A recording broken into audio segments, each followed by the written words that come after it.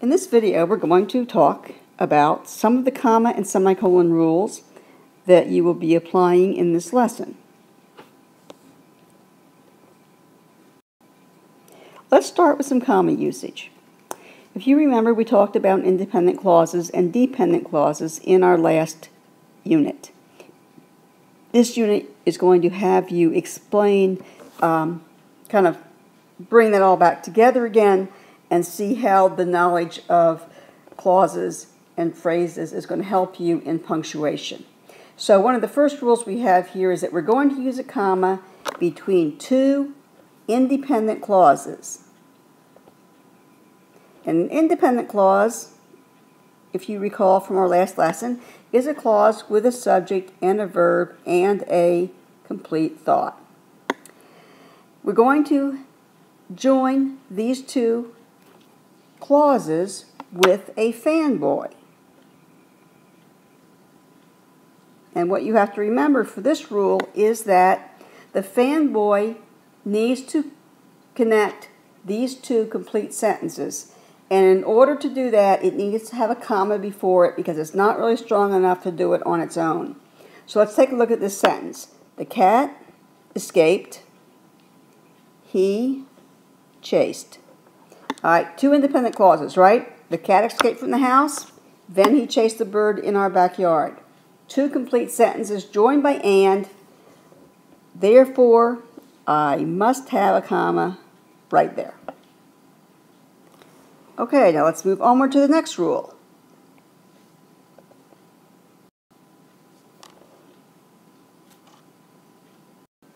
So let's do a quick review of that first rule, because that's an important rule. Remember we did the IC plus IC is compound, and a compound sentence needs a fanboy, but it also needs a plus a comma.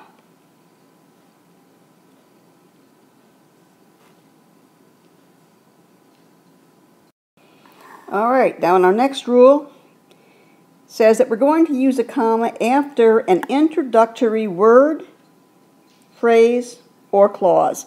And remember we learned in our last lesson the difference between a phrase and a clause. For this punctuation rule, though, it really doesn't matter if it's a phrase or a clause.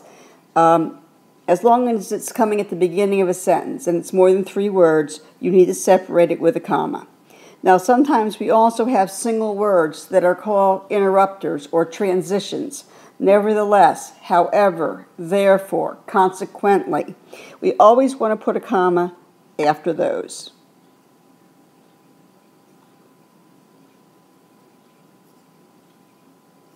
And then again, if you look at the next example, we've got after all was said and done. That's an introductory word group, more than 3 words, so we need to separate it with a comma from the main clause. Linda's mother apologized is your main clause.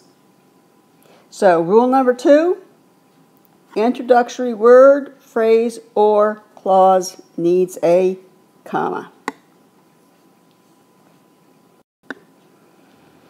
Now this is an interesting one. We talked about adjectives in our last lesson when we did parts of speech.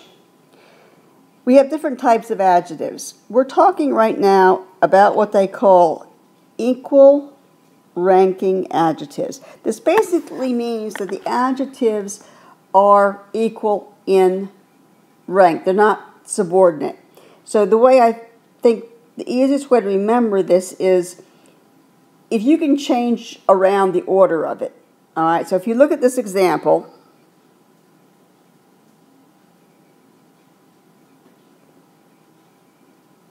I've got a spider, and the spider is big, furry, and creepy. All right, so he's big and furry and creepy. If the word and makes sense in the sentence, then you want a comma. that means I could change it around. I could say the furry, creepy, big spider. If you can change the order in these, they're equal adjectives. As opposed to little old lady. You couldn't say old little lady or you'd be changing the meaning of it. Or convenient telephone booth. Telephone booth has to go together, and convenient, you couldn't say convenient and telephone booth. So you want a comma between the equal ranking adjectives.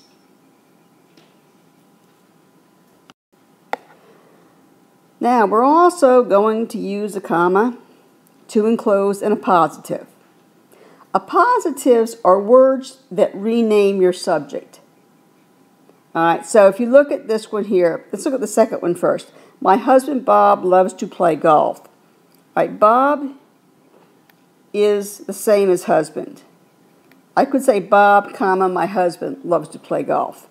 You want to set this aside. Generally, one of the rules that you can remember with commas is a comma means that you can take something out of the sentence. So in essence, I could say my husband loves to play golf. Doesn't change the meaning of the sentence, does it? So if I put his name in there, it's renaming the husband. It's not necessary I put commas beside it. And I can also, let's take a look at this other one.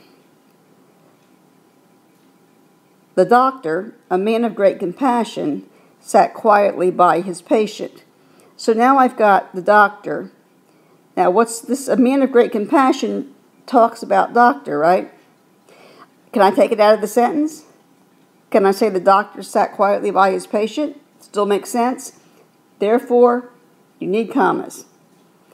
Commas are generally show you that something is added that's not necessary to the meaning, so we put commas around it. Now we're also going to use commas to separate items in a date or an address. We don't ever want to have one to separate the zip code from the state. So if you look at this example, Diane was born on December 7th. We want one after 7. 1941, we need another comma after 1941 if the sentence continues.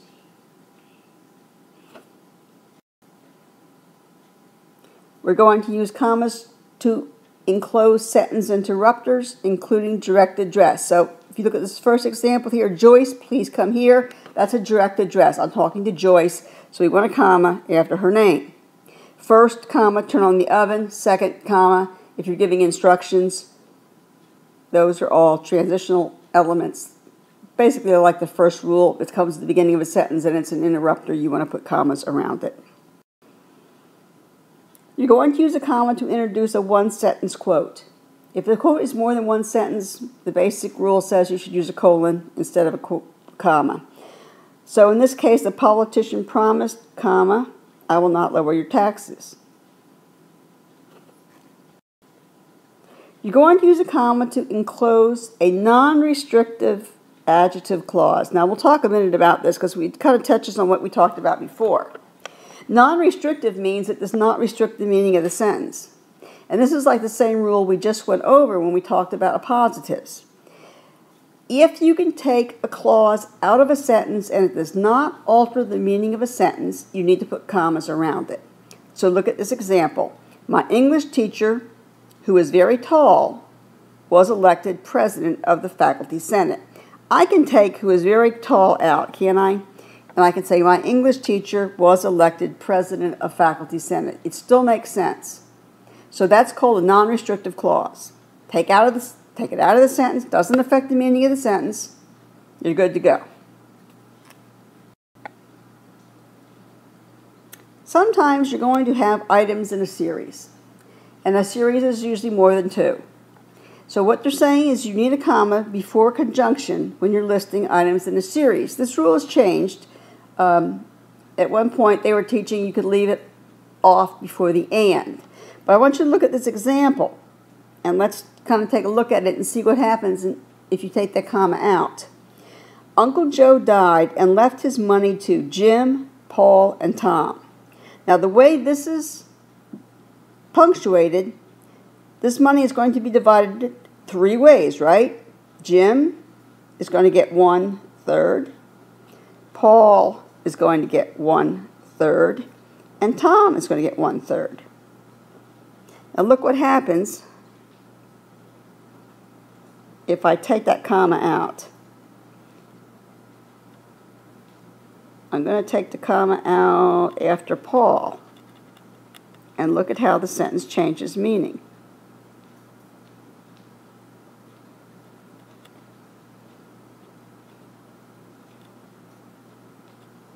So let me go here. Now what have I got?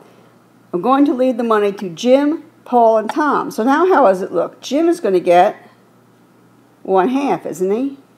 Paul and Tom are going to lump together, and they're each going to get 1/4. So it does make a difference in meaning on whether or not that comma is there. So most English books today say leave the comma in to avoid misinterpretation. All right, we're going to do a little practice here. Let's look at where we would add commas in this sentence. Emily Dickinson, a famous American poet, was born in Amherst, Massachusetts on December 10th, 1830. Think about that for a minute. So you've got Emily Dickinson, a famous American poet. That's in the positive, right? Modifying Dickinson. And we got Amherst, Massachusetts. So we've got a comma there between Amherst and Massachusetts.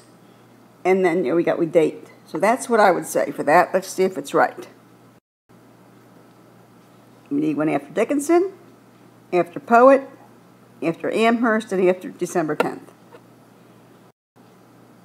How about this one? When Emily's brother was several years old and Emily was 2 years of age, a third child, Lavinica, was born.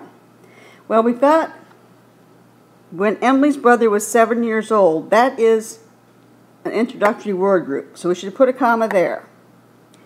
And Emily was 2 years of age, comma. Emily was 2 years of age, complete sentence. A third child, and then they're going to name the child, Lavinia, was born. Let's see how that flies. Looks like we got it right. Emily's family was very traditional, and they lived in a big brick house. Got two complete sentences here, don't we? Independent clause,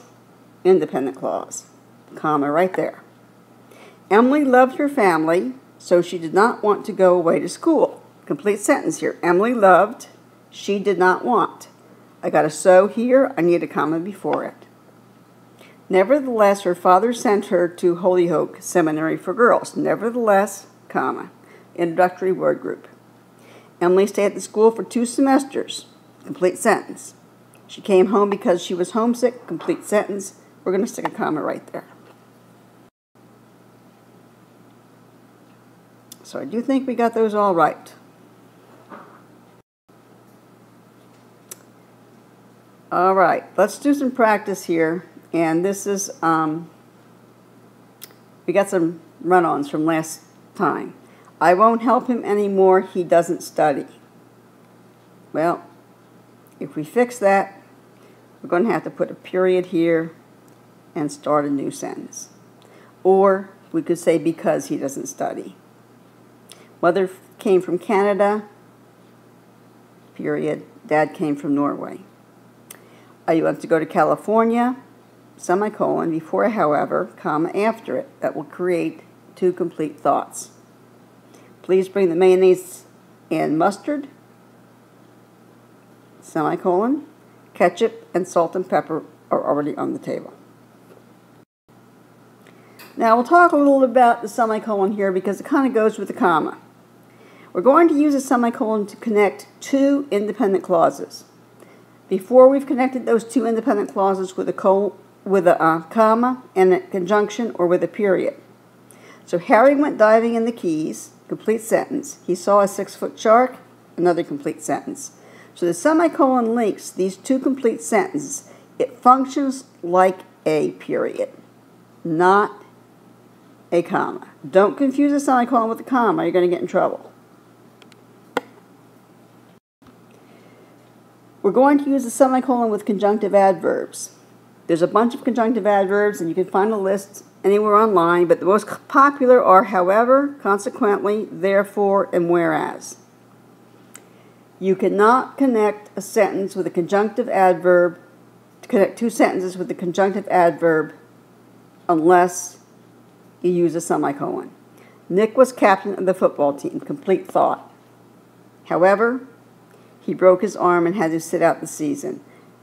Comma before it, after it, semicolon before it. If I had a comma here and not a semicolon, it would be a run-on sentence. So the conjunctive adverb cannot connect two complete sentences with only commas. You must have a semicolon. You want to never use a semicolon instead of a comma, or you will create a fragment, because a semicolon is like a period. Whatever comes before and after the semicolon must be complete. So let's call it a weak period. All right, John wants to be an ice cream salesman. However, his wife thinks he needs higher goals in life. What do I need here? That comma's not going to make it. I need a semicolon. I could do a period, but we're going to do semicolons right now.